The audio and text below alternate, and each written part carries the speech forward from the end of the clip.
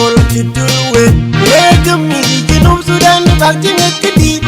lendi matar chol chitulwe wedul kueng di lendi matar chol chitulwe wedul ku jamrap lendi matar chol chitulwe bugo yen matar wada bi u bugo yen matar wada bi komro rayaran kerara jol kad dien jan janangun jayol nyang lendi matar chitulwe ajitulwe gutian ajitulwe gutian lendi matar chol chitulwe now we binge bir gayit yom gon we binge jam gayit del manok we binge rer gayit open well road weapon on the good weather lendi well me la bin dem jenge lendi kan mi di pargazal jenge lendi kan mi di Equatoria go jenge lendi kan mi di jungle jenge lendi kan mi di apanal jenge lendi kan mi di bantu go jenge lendi kan kanya jenge teru go bindeng kolar inti teru go bindiri deng majuk road weapon on the good weather lendi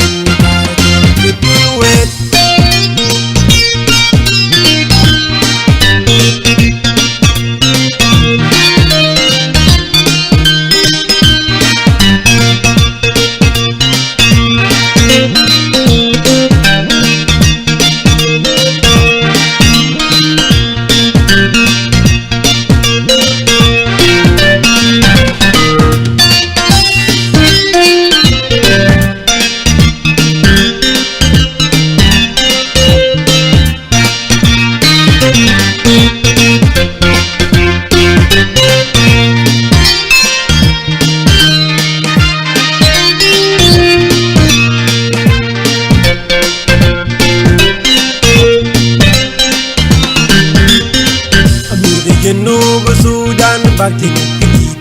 lendi matar chol chitulwe wegam mi di Genub Sudan bakti ngakdi lendi matar chol chitulwe wedul kueng di lendi matar chol chitulwe wedul ku jamrap lendi matar chol chitulwe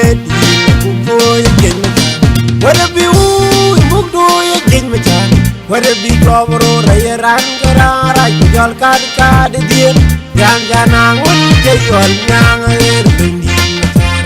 chitulwe ajitulwe gutian ajitulwe gutian lendi matar chitulwe now we binge bir gayit yom gon we binge jam gayit del manok we binge rer gayit open well road weapon on the good weather lendi well me la bin dem jenge lendi kan mi di pargazal jenge lendi kan mi di Equatoria go jenge lendi kan mi di jungle jenge lendi kan mi di apanal jenge lendi kan mi di bantu go jenge lendi kan kanya jenge teru go bindeng kolar injit teru go bindiri deng majuk road weapon on the good weather lendi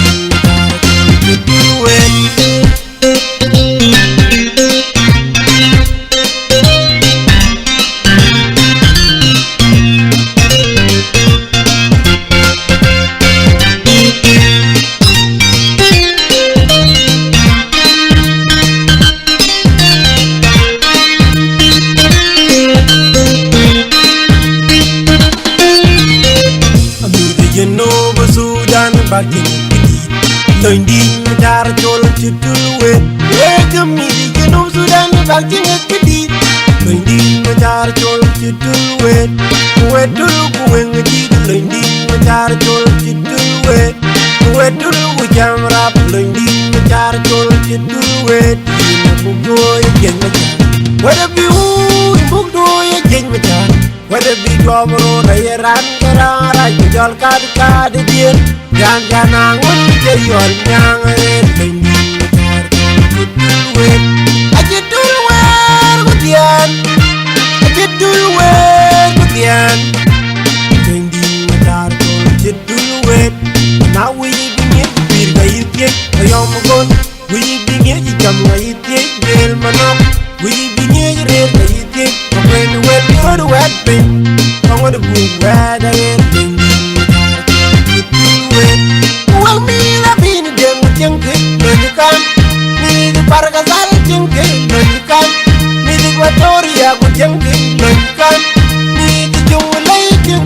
Lonekan,